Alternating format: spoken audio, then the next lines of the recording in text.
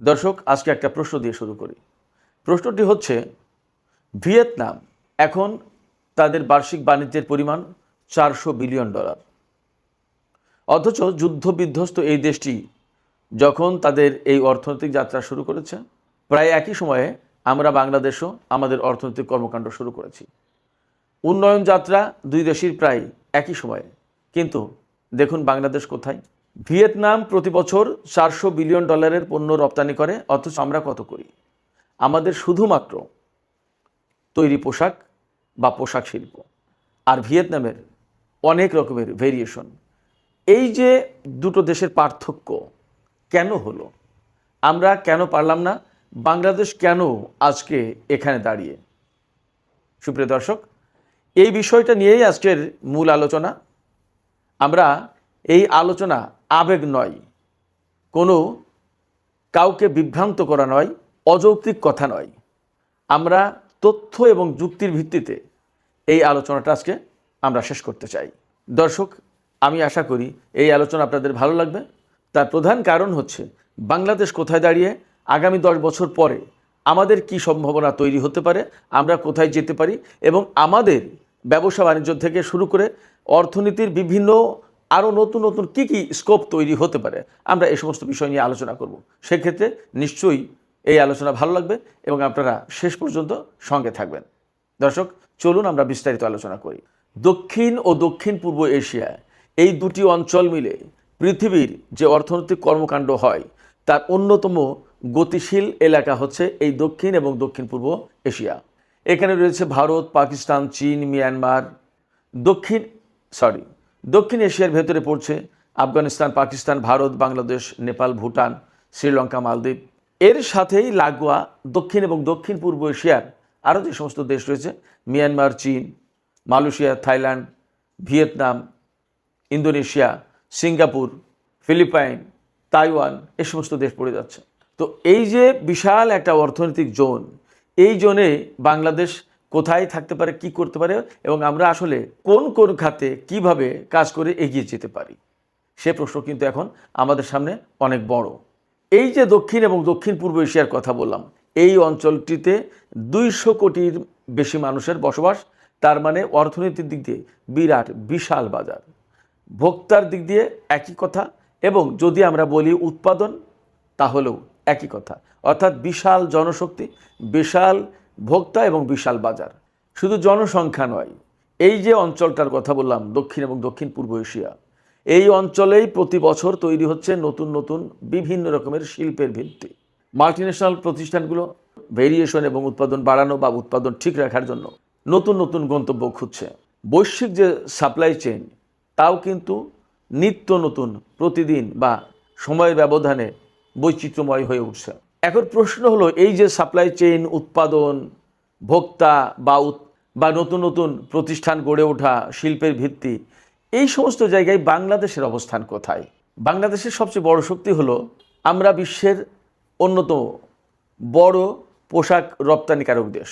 এছাড়া ওষুধ, সিরামিক্স, জাহাজ নির্মাণ শিল্প, আইসিটি, চামড়াজাত পণ্য, কৃষিজাত পণ্য, এরকম বিভিন্ন খাতে আমাদের দারুণ সম্ভাবনা রয়েছে। কিন্তু একই সঙ্গে আমাদের একটি বাস্তবতাও স্বীকার করতে হবে। সেটি হচ্ছে যে আমাদের যে রপ্তানি, তার প্রধান খাত হচ্ছে তৈরি পোশাক খাত, এবং আমরা এর উপরেই নির্ভরশীল। রপ্তানি আমাদের প্রধানত এর উপরেই নির্ভরশীল। উল্লেখযোগ্য মাত্রায় বড় কোনো রপ্তানি আর নেই। যদি একটি খাতের উপরে শুধুমাত্র রপ্তানি বাণিজ্য নির্ভরশীল হয়ে পড়ে, অর্থাৎ আমাদের আর কোনো বিকল্প পণ্য না থাকে, আর যদি কোনো কারণে এই বাণিজ্য কলাপস করে অথবা এর বৈশ্বিক চাহিদা বা বাজারে পরিবর্তন আসে, তখন আমাদের বিকল্প কি, তখন আমরা কি করব? অতএব বিকল্প নিয়ে কিন্তু এখনই ভাবার সময়। অন্যদিকে ভিয়েতনাম কি করছে? ভিয়েতনামের কথা কেন বলছি?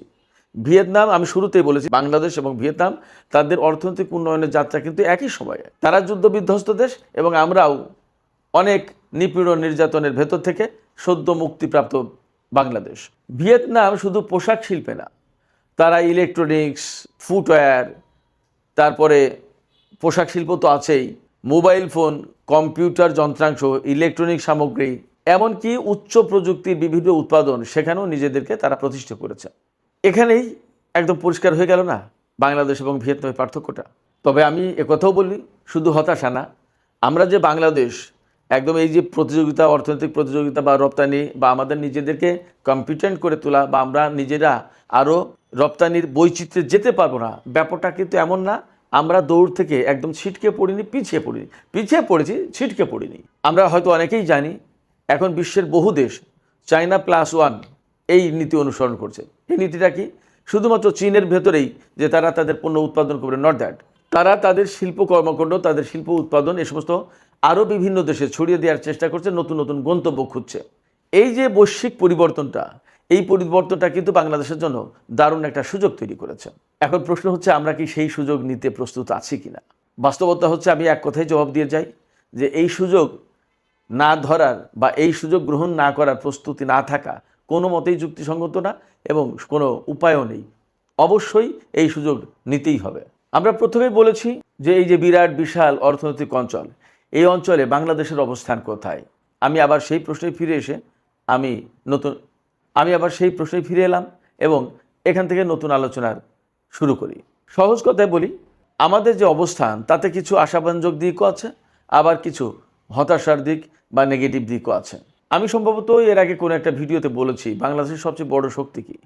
বাংলাদেশের সবচেয়ে বড় শক্তি হচ্ছে জনশক্তি। আমাদের বিরাট বিশাল জনশক্তি আছে। প্রতি বছর লাখ লাখ তরুণ আমাদের এই জনশক্তি হিসেবে যুক্ত হচ্ছে জনশক্তি খাতে। তাদেরকে যদি সুনির্দিষ্ট এবং সুন্দর প্রশিক্ষণ, উন্নত প্রশিক্ষণ, উপযুক্ত প্রশিক্ষণ যদি আমরা দিয়ে দক্ষ জনশক্তিতে আমরা রূপান্তরিত করতে পারি, তাহলে আসলেই আমাদের উন্নয়ন এবং আমাদের অগ্রযাত্রা ঠেকানো আসলেই মুশকিল। অবশ্যই দ্বিতীয় শক্তি হচ্ছে আমাদের তৈরি পোশাক। বাংলাদেশ এখনও বিশ্বের অন্যতম প্রধান পোশাক রপ্তানিকারক দেশ। ইউরোপ, আমেরিকা থেকে শুরু করে বিশ্বের বহু অঞ্চলের বা বহু দেশের গ্রাহকরা বা ক্রেতারা আমাদের এই উন্নত মানের গার্মেন্টস প্রোডাক্ট তারা সংগ্রহ করছে, তারা তাদের বাজারে বিক্রি করছে, তারা ব্যবসা করছে এবং আমাদের এখানে নিশ্চয়ই চমৎকার এবং একটা মজবুত অবস্থান আছে। এই যে আন্তর্জাতিক গ্রহণযোগ্যতা, এটা কিন্তু আমাদের জন্য আসলে অনেক বড় প্রাপ্তি। তৃতীয় শক্তি হচ্ছে আমাদের ওষুধ শিল্প।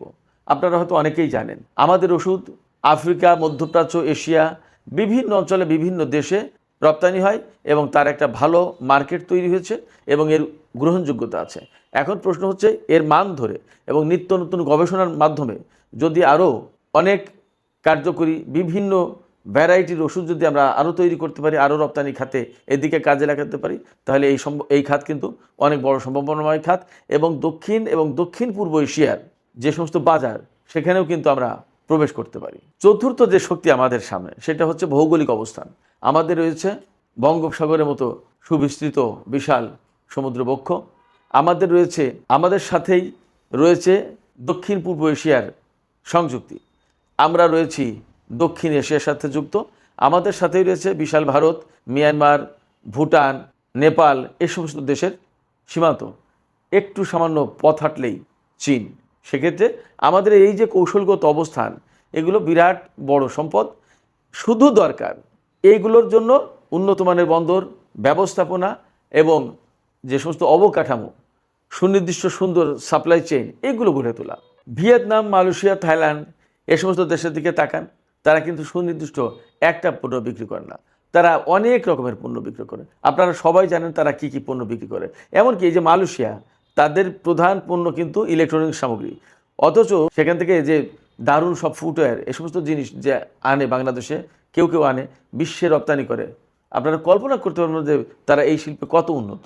এছাড়া কম্পিউটার যন্ত্রাংশ, সেমিকন্ডাক্টর, ইলেকট্রনিক সামগ্রী, অটোমোবাইল যন্ত্রাংশ, মেডিকেল সামগ্রী এবং কৃষিভিত্তিক প্রক্রিয়াজাত পণ্য, এই সমস্ত প্রচুর পরিমাণে তারা রপ্তানি করে এবং এর থেকে হিউজ পরিমাণে বৈদেশিক মুদ্রা অর্জন করে। আমি আগেই বলেছি, এর বিপরীতে বাংলাদেশ কিন্তু মূলত পোশাক রপ্তানির উপরে নির্ভরশীল। প্রধান পণ্যই আমাদের এটা, এর বাইরে গেলে আর তেমন কিছু নেই। এটি আমাদের জন্য এক রকমের শক্তি, আবার ঝুঁকি বলেছি আগেই, যে যদি কোনো কারণে বৈশ্বিক বাজার বা তাদের চাহিদা পরিবর্তন হয়, তখন আমরা কিন্তু ঝুঁকিতে পড়তে পারি। এক্ষেত্রে লজিস্টিক্স এবং বন্দর দক্ষতা, আমরা যদি আমাদের ডেভেলপমেন্ট চাই, আমাদের রপ্তানি বাড়াতে চাই, আমাদের পণ্য উৎপাদন করলাম, সেগুলো তো রপ্তানি করতে হবে। এগুলো যদি চাই, তাহলে লজিস্টিক্স এবং বন্দর দক্ষতা এর কোনো বিকল্প নেই। একজন বিদেশি ক্রেতা যখন আমাদের কোনো প্রোডাক্ট কিনতে আসবে তখন সে প্রথমে চিন্তা করবে আমাদের বন্দর ব্যবস্থাটা কেমন। প্রোডাক্টটা কিনবে, সেই প্রোডাক্টটা বন্দরে কতদিন আটকে থাকবে, বন্দর থেকে দ্রুত ছাড়পত্র ব্যবস্থা হবে কিনা, অনেক হিসাব নিকাশ আছে। এই জায়গায় আমাদের দক্ষতা এবং আমাদের কম্পিটেন্সি যদি না বাড়াই এবং আমাদের এখানে সততা নিষ্ঠতার প্রশ্ন রয়েছে, এগুলো যদি ঠিক মতো আনতে না পারি তাহলে কিন্তু এখানে ডেভেলপমেন্টটা সম্ভব না। কাস্টমস কত দ্রুত কাজ করছে সেটা অনেক বড় ফ্যাক্টর। আমরা বাংলাদেশের মানুষ যদি কোনো জায়গা থেকে কোনো পণ্য আমদানি করে আনতে চাই তখন সবচেয়ে বড় যে দুশ্চিন্তাটা থাকে ওই সমুদ্র বন্দর কাস্টমস, কতদিন লাগবে, কিভাবে ছাড়াবে, আমি ছাড়াতে পারবো কিনা, আমার পণ্যটা খালাস করতে পারবো কিনা, কতদিন লাগবে, ইত্যাদি ইত্যাদি। এখানে আমাদের বিশেষ দক্ষতা, যোগ্যতা এবং সততার চর্চা করতে হবে, ফিরে আনতে হবে। আমরা কি ওই যে সেই তৈরি পোশাক শিল্পের ভিতরেই আটকে থাকবো? আমরা কি আর অন্য কোনো দিকে যাবো না? অবশ্যই যেতে হবে। আমাদেরকে অবশ্যই প্রযুক্তি নির্ভর শিল্প গড়ে তুলতে হবে এবং পোশাক খাত তো থাকলো, এর পাশাপাশি বিকল্প এবং নতুন নতুন শিল্প ব্যবস্থা গড়ে তুলতে হবে, শিল্প কারখানা গড়ে তুলতে হবে। যেমন যেমন ইলেকট্রনিক্স, মেডিকেল ডিভাইস, মেডিকেলের বিভিন্ন সামগ্রী সরঞ্জাম আছে, তারপরে ব্যাটারি, ডেটা সেন্টার যন্ত্রাংশ, বিভিন্ন ডেটা সেন্টার করে তার যন্ত্রাংশ লাগে, এগুলো করতে পারি। এরপরে বৈদ্যুতিক গাড়ি উৎপাদন, এমনকি আমাদের যে সাইকেল, এই সাইকেলের বিষয়টাও আরেকটু ডেভেলপ করা যায়, অনেক চাহিদার। আমরা যদি শিল্পের ডেভেলপমেন্ট ঘটাতে চাই তাহলে কি দরকার? এগুলো তো করব, এর সাথে সাথে বিদেশি বিনিয়োগ প্রয়োজন। বিদেশি বিনিয়োগ হলে অর্থের সমাগম ঘটবে, ওই অর্থটাকে যদি ঠিকমতো কাজে লাগিয়ে যদি এইবার শিল্প উৎপাদনের ব্যবস্থা করা যায় এবং বন্দর, লজিস্টিক্স এগুলো যদি ঠিক করা যায়, সাপ্লাই চেইন, এই সাপ্লাই চেইন যদি ঠিক করা যায় তাহলে কিন্তু আমাদের শিল্পায়নটা ঘটে যায় এবং আমাদের যে শিল্পের প্রোডাক্ট এগুলো সহজেই বহু বাজারে আমরা রপ্তানি করতে পারি। অবশ্যই বিনিয়োগ টানার ক্ষেত্রে আরও কিছু ব্যাপার আছে। যারা বিনিয়োগ করবে তারা দেখে বৈদ্যুতিক নির্ভরতা কত, অর্থাৎ আমরা বিদ্যুতের সাপ্লাইটা ঠিকমতো দিতে পারবো তো। তারা যে শিল্প কারখানা গড়ে তুলবে এখানে বিনিয়োগ করবে, কিন্তু আমরা দিতে পারবো